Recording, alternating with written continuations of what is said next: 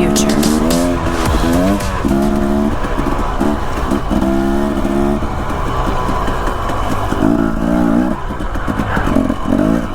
Well, what's going on, guys? This is Carl at the Racerred channel.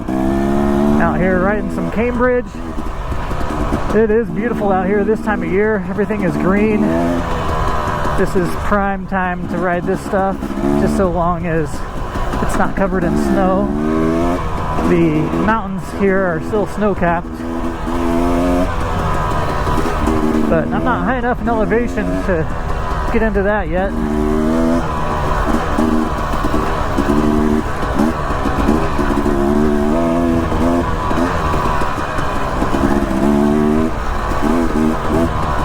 As you can see, I'm pretty much covered in equipment. I've got my backpack on, I've got a fanny pack on, I've got this rig for my camera, got the drone, I've got the camera on the front of my helmet. So yeah, I've got quite a bit of equipment on. That's what my dad was mentioning earlier. He's like, man, I don't know how you ride with all that stuff on. Well, not too bad, really. I like riding with my gear attached to my person as opposed to attached to my motorcycle for the most part. Unless I'm riding on the street. Unless it's unavoidable.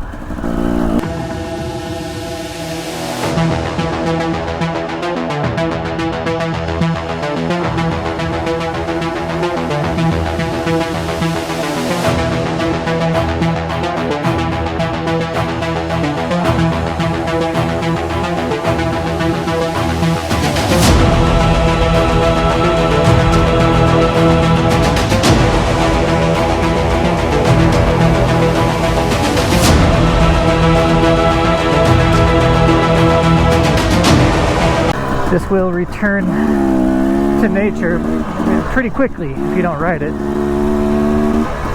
And most trails like this one have no effect on nature itself, really. There's no way you could even come up with a reason it would.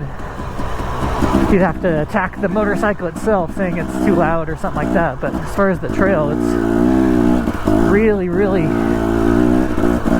pretty much just part of nature already. I saw some kind of animal there. I don't know what that was.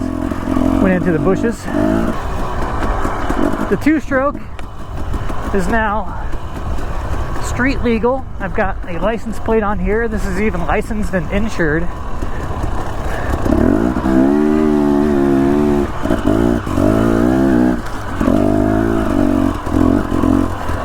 This section here can be tricky.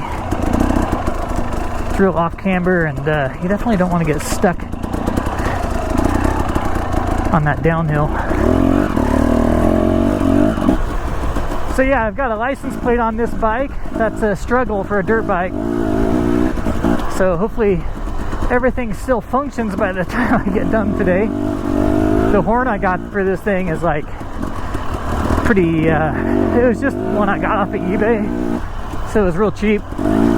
And it is cheap. It's pretty poorly made. Oh yeah, I've got my knee guards on finally. I went a couple rides without them, and it just feels so good to have them on.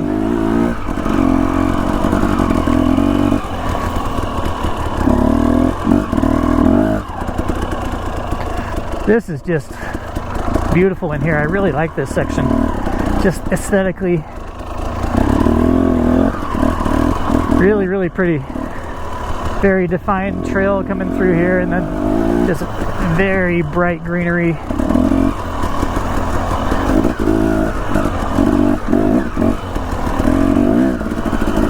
A lot of lush greenery in this section. Then you come out into this side hill here, and there's just a lot of brush, lots of flowers, wildflowers. Whoa! Look at that. Going bird hunting with my dirt bike.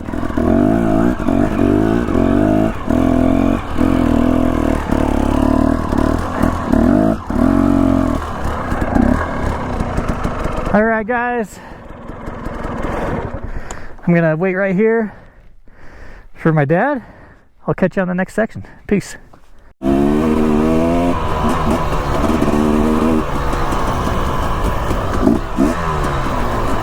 Got a little bit of the stream coming through here, a little waterfall in there. Kind of cool. In these ravines it gets pretty lush, and that's why there's a lot of water running down. There's still snow for the water to feed these streams pretty well.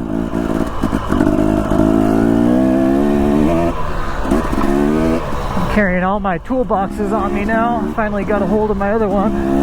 It was lost inside the ambulance, and I was trying to find my water filtration system. That's something I try to keep on me every time I go riding, out in the mountains at least. And because you can usually find water, it's just finding good water that's the struggle. So I've got my water filter and my liquid metal, my zip ties, my lighter. A lot of survival type stuff goes into that one. I'm pretty confident I can hike out of places fairly quickly, but you know, you get way back into some of these spots and it's not gonna be a quick hike, especially with motorcycle boots on. So in my last video, which I don't think anybody saw, I mentioned that my truck is getting worked on right now, so the dirt biking hasn't been happening as often, but it will now that the weather's holding up pretty good and I've taken care of some of my obligations this past couple weeks. I should have plenty of time to do some riding.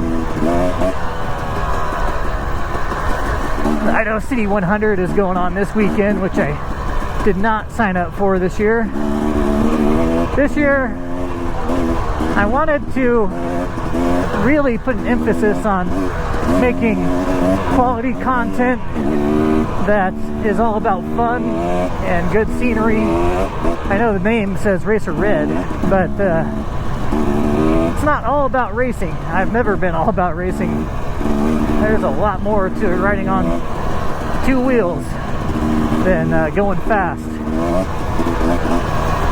It's a beautiful experience, no matter which form that takes on, whether it's street biking, get that perfect traction, lean the bike over. As a dirt biker, you have the tools that you need to be able to read the terrain. Well, those were some gnarly rocks. Those won't show up on camera at all, but they were gnarly enough to take me out if I hit them wrong.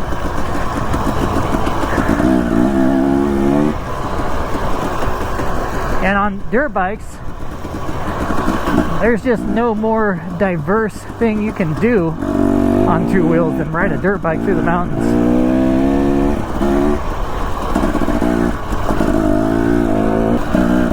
This tall grass is where things get really sketch, because the rocks don't go away just because the grass is here. Your riding position relaxes once the terrain gets easy, and like right here, it appears to be easy riding, so your stance could easily stand, upright and relax a little bit. But the correct thing to do here is actually to bend your knees, get low on the bike, and prepare for all the things that you would if you were racing. So prepare for impact at any moment. And that means bending your knees, getting back, and using an attack position. But if you are racing, it's exaggerated. At least it is for me. I use a very exaggerated attack position, which is really low and really far back.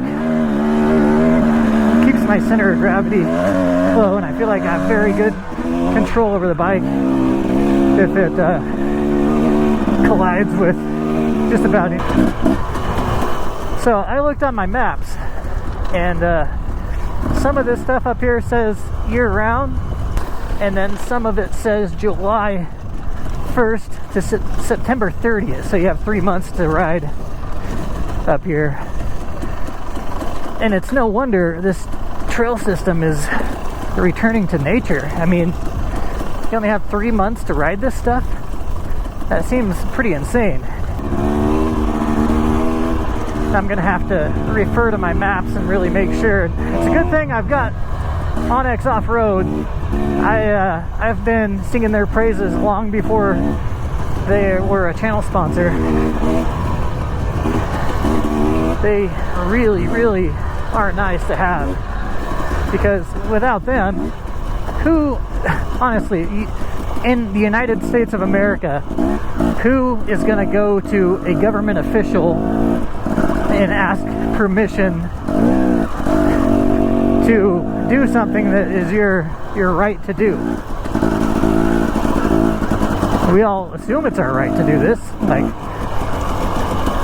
I don't think anybody goes out with any malintent on a dirt bike and participates in freedom and says, you know what, I'm gonna do something against the law today. I'm gonna go explore the woods.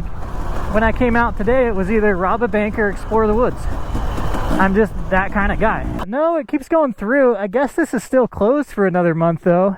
Alright guys, I just wanted to thank my Patreon supporters. That would be Lance Darnell, Jim Jolson Jr., Kurt Kinghorn, Daniel Roush, Brian Thomason, Wade James, Moto Creek, Nathan Young, Jason Froling. I appreciate each and every one of you guys. Thank you.